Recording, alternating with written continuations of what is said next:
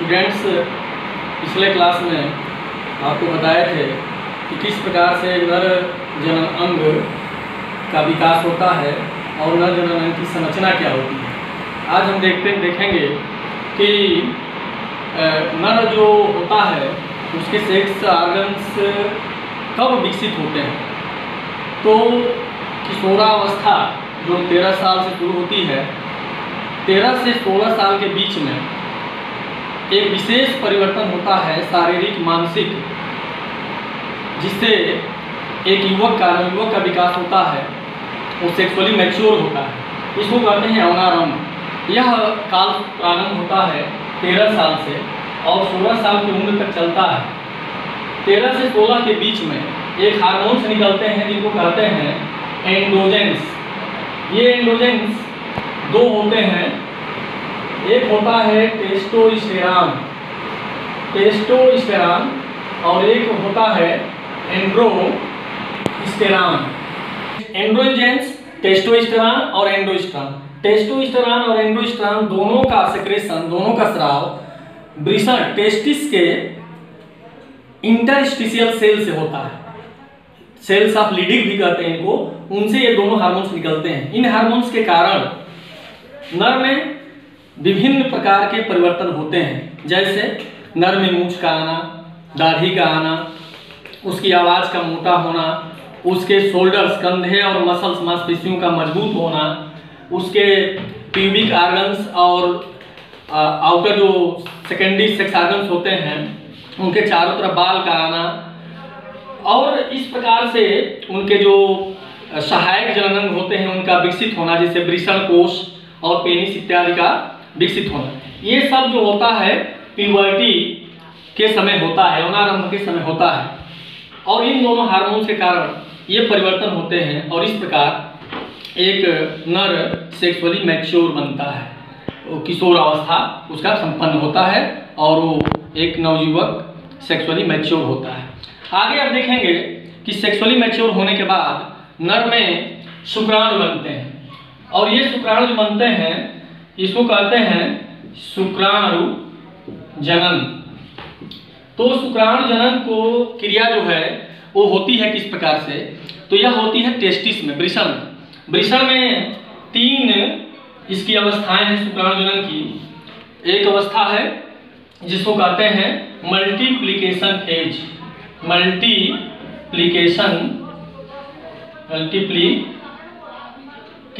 Phase. दूसरी अवस्था होती है ग्रोथ फेज और तीसरी अवस्था होती है मैच्योरेशन फेज। ये 3 अवस्थाएं होती हैं जिसमें शुक्राणु का विकास होता है। कैसे होता है आप देखते हैं। तो सबसे पहले जो प्राइमरी सेल होती है, प्रिमोडियल सेल कहते हैं, जनन सेल, प्राथमिक जनन सेल, प्रिमोडियल जर्म सेल कहते हैं इसको, प्राथमिक जनन कोशिका। इसमें एक अर्धसूत्री विभाजन होता है और 2 कोशिकाओं का विकास होता है। पुनः इन दोनों में विभाजन होता है और ये कोशिकाएं बनती हैं, 4 कोशिकाएं बनती हैं। तो प्रिमोडियल सेल प्राथमिक जनन कोशिका में विभाजन होता है और विभाजन के फलस्वरूप ये कोशिकाएं 4 बनती हैं। यह डिवीजन जो होता है माइटोसिस डिवीजन होता है।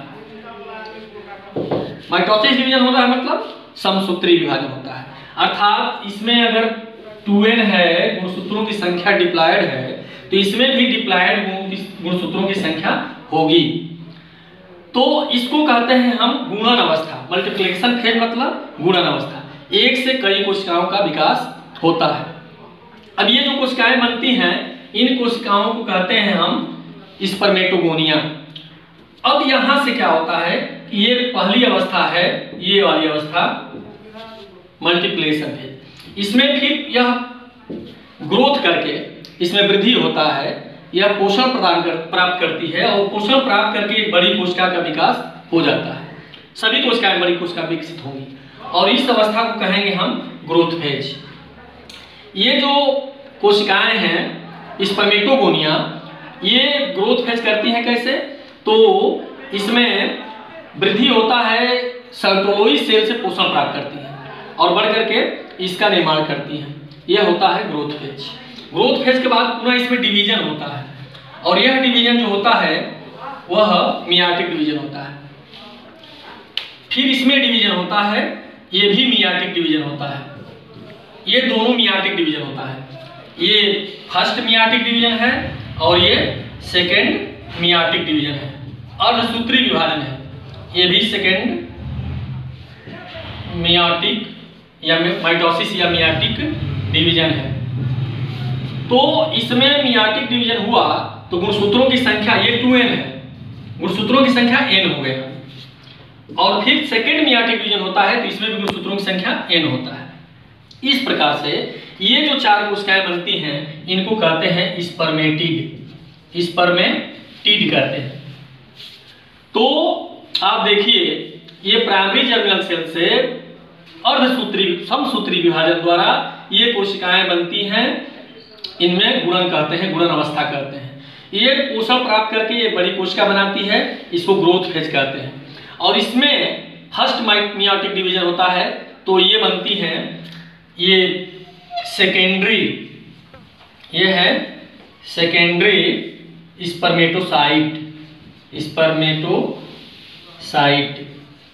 और ये जो बनती है इसको कहते हैं प्राइमरी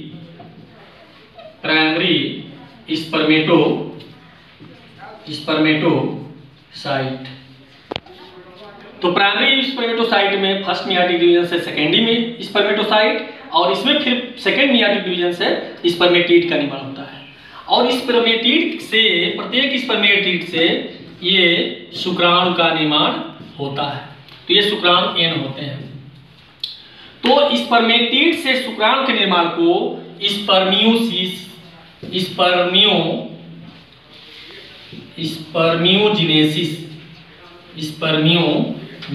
कहते हैं। देखिए स्पर्मेटिड से शुक्राणु के निर्माण को, स्पर्म के निर्माण को स्पर्मियोजिनेसिस कहते हैं। जबकि एक प्राइमर्डियल सेल से, प्राथमिक जनन कोशिका से शुक्राणु के निर्माण को, इस पूरी प्रक्रिया को स्पर्मेटोजिनेसिस कहेंगे। एक अंतर है, पूरे प्रक्रिया को स्पर्मेटोजिनेसिस, लेकिन स्पर्मेटिड से शुक्राणु के निर्माण को स्पर्मियोजिनेसिस कहते हैं। ये दोनों में डिफरेंस है। तो इस प्रकार आप देखते हैं कि किस प्रकार से प्राइमरी जर्म सेल से शुक्राणु का निर्माण होता है। इस क्रिया को, टोटल क्रिया को शुक्राणु जनन कहते हैं, जिसके 3 चरण होते हैं। अब ये शुक्राणु बन गए तो आप पाएंगे कि शुक्राणु बनने की क्रिया में कुछ हार्मोन्स की भूमिका आती है। उसके पहले हम देख लेते हैं शुक्राणु की संरचना कैसी होती है। तो शुक्राणु की संरचना आपको बताने जा रहे हैं किस प्रकार से होती है। अब देखते हैं शुक्राणु की संरचना कैसी होती है। तो जो शुक्राणु बनता है शुक्राणु जनन में, इसमें आप पाएंगे कि इसके मुख्य रूप से 4 भाग होते हैं। एक होता है हेड जो है, जो मुख्य इसका भाग है, इसमें एक बड़ा सा न्यूक्लियस होता है, अंडाकार बड़ा सा केंद्रक होता है। और इस हेड के ऊपर जो भाग होता है जो निकला होता है थोड़ा सा, इसको एक्रोसोम कहते हैं। यह बहुत ही इंपॉर्टेंट भाग है एक्रोसोम, क्योंकि इसमें एक एंजाइम पाया जाता है, उसका नाम है हाइल्यूरोनिडेज। यह एंजाइम, हाइल्यूरोनिडेज एंजाइम, जब शुक्राणु पहुंचता है अंडाणु के पास, तो अंडाणु की जो बाहरी भित्ति होती है उस भित्ति को गला करके शुक्राणु को प्रवेश करने में मदद करता है। तो बहुत ही इंपॉर्टेंट एंजाइम है जो एक्रोसोम में पाया जाता है, जो अंडाणु के भेदन के लिए आवश्यक है। उसके नीचे आते हैं तो हेड है। हेड में एक बड़ा सा न्यूक्लियस अंडाकार होता है। हेड के नीचे नेक पाई जाती है, बहुत छोटी सी होती है। नेक में 2 संरचनाएं होती हैं, प्रॉक्सिमल सेंट्रियोल और डिस्टल सेंट्रियोल। ये दोनों सेंट्रियोल इस फ्लैजेला के निर्माण में भाग लेती हैं। ये जो पूंछनुमा संरचना है इसके निर्माण में भाग लेती हैं। इसके नीचे देखें तो एक मिडिल पीस होता है, चौड़ा सा मोटा सा भाग है। इस मिडिल पीस में माइटोकॉन्ड्रिया पाया जाता है और ये माइटोकॉन्ड्रिया सघन होते हैं, स्पाइरल होते हैं। और इसकी बड़ी भूमिका है, ये पावर हाउस का कार्य करते हैं। पावर हाउस का कार्य करने का तात्पर्य है कि यह ऊर्जा प्रदान करते हैं। जब शुक्राणु अंडाणु में पहुंचता है, अंडाणु के पास चलता है, तो इसके गमन में मदद करता है। ये मूवमेंट करके शुक्राणु अंडाणु के पास पहुंचता है, उसमें ये माइटोकॉन्ड्रिया ऊर्जा प्रदान करने का कार्य करते हैं, इसलिए इसको पावर हाउस करते हैं। नीचे आते हैं, एक बड़ी सी टेल होती है, पूंछ होती है, जो शुक्राणु को तैरने में मदद करता है, मादा के जननांग में तैर करके अंडाणु के पास पहुंचता है। इस टेल में बीच में एक्सियल फिलामेंट होता है। टेल का अगला भाग जिस पर कि एक्सियल फिलामेंट नहीं होता है, ढका नहीं होता है, नग्न होता है, इस नग्न एक्सियल फिलामेंट को एंड पीस कहते हैं। तो इस प्रकार से शुक्राणु एक छोटे से करीब करीब 60 माइक्रोन लंबाई होता है, उसकी संरचना है। अब देखते हैं कि जब ये शुक्राणु बन जाते हैं तो एक क्रिया होती है, और वो क्रिया है कि जो नर में 2-3 ग्रंथियां होती हैं, जैसे आपका सेमिनल वेसाइकिल शुक्राशय, सेमिनल वेसाइकिल, इसके अलावा प्रोस्टेट ग्रंथि, प्रोस्टेट ग्लैंड, इसके अलावा काउपर ग्लैंड, काउपर ग्लैंड, ये सभी तीनों ग्रंथियां एक फ्लूइड का निर्माण करती हैं। ये सेमिनल वेसाइकिल एक फ्लूइड का निर्माण करता है जो तरल होता है और जिसमें कैल्शियम, फ्रक्टोज और इसमें कुछ एंजाइम्स पाए जाते हैं। ये तीनों पदार्थ शुक्राणु को पोषण प्रदान करते हैं। ठीक है, प्रोस्टेट ग्रंथियां भी प्रोस्टग्लैंडिन्स नामक पदार्थ स्रावित करती हैं, जो शुक्राणु को सक्रिय रहने में मदद करती हैं, और कार्पस ग्लैंड्स जो होती हैं एक तरल पदार्थ का स्राव करती हैं। और ये सभी स्राव, इन तीनों ग्रंथियों द्वारा जो स्राव बनता है ओ, और प्लस जो स्पर्म होता है ओ, ये सभी मिल करके शुक्राणु, ये सभी मिल करके एक संरचना का निर्माण करते हैं, जिसको कहते हैं हम सीमेन, या व्रीहि कहते हैं या सीमेन कहते हैं। यह एक ऐसा पदार्थ है जो पुरुषों में जब स्खलन होता है तो 3.5 ml इसका स्राव होता है एक बार में, और इसमें 20 करोड़ से 30 करोड़ इस तरह के शुक्राणु पाए जाते हैं। और ये शुक्राणु, यह जो सीमेन होता है वो क्षारीय होता है, जिसका pH 7.3 से 7.5 होता है। तो इस प्रकार आप समझ सकते हैं कि एक जो स्खलन होता है उसमें कितने 20 से 30 करोड़ शुक्राणु होते हैं, लेकिन एक शुक्राणु की ही आवश्यकता होती है। इसमें से 60% शुक्राणु नष्ट हो जाते हैं, केवल 40% शुक्राणु से ही जनन का भाग पूर्ण होता है, कार्य पूर्ण हो जाता है। एक और छोटा सा पॉइंट है जिसको मैं बताना चाहूंगा आपको, वो होता है कि कौन कौन से हार्मोन्स है जो शुक्राणु निर्माण की प्रक्रिया को प्रभावित करते हैं। तो एक हार्मोन्स है gonadotropin releasing hormone, gonadotropin releasing hormone. एक हार्मोन है एंड्रोजेंस, इस एंड्रोजेंस में 2 हार्मोन आते हैं। एक होता है फॉलिकल स्टिमुलेटिंग हार्मोन,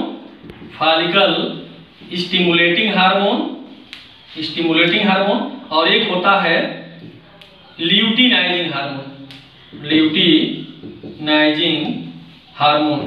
तो देखें, गोनेडोट्रोपिन रिलीजिंग हार्मोन हाइपोथैलेमस द्वारा निकलता है। यह निकल करके पिट्यूटरी ग्रंथि को प्रेरित करता है। पिट्यूटरी ग्रंथि फॉलिकल स्टिमुलेटिंग हार्मोन निकालती है और ल्यूटिनाइजिंग हार्मोन ये सेल्स ऑफ लीडिंग जो वृषण में पाया जाता है, सेल्स ऑफ लीडिंग को प्रेरित करती है एंड्रोजेंस निकालने के लिए। और वो हार्मोन टेस्टोस्टेरोन और ये गोनेडोट्रोपिन हार्मोन है, गोनेडोट्रोपिन हार्मोन है। वो एंड्रोजेंस जो टेस्टोस्टेरोन होता है वो निकलता है, तो वो शुक्राणु के निर्माण को प्रेरित करता है। और इसी प्रकार से फॉलिकल स्टिमुलेटिंग हार्मोन माना जाता है कि सर्टोलोई सेल को ये स्टिमुलेट करता है, और सर्टोलोई सेल जो है शुक्राणु जनन की प्रक्रिया को प्रेरित करता है। तो इस प्रकार से आप समझ सकते हैं कि गोनेडोट्रोपिन रिलीजिंग हार्मोन जो हाइपोथैलेमस से निकलता है, और गोनेडोट्रोपिन जो पिट्यूटरी ग्लैंड से निकलता है, जिससे 2 हार्मोन होते हैं, फॉलिकल स्टिमुलेटिंग हार्मोन और ल्यूटिनाइजिंग हार्मोन। और एक जो चौथा हार्मोन है वो एंड्रोजेंस, ये सभी मिल करके इस शुक्राणु के निर्माण की प्रक्रिया या शुक्र जनन की प्रक्रिया को प्रेरित करते हैं। तो इस प्रकार से नर में किस प्रकार से शुक्राणु बनता है, किस प्रकार से उनमें सीमेन का निर्माण होता है और कौन कौन से हार्मोन इस प्रक्रिया में भाग लेते हैं, इस संदर्भ में आज हमने बात किया है। अगले टॉपिक में आपको मादा जनन के बारे में बताएंगे।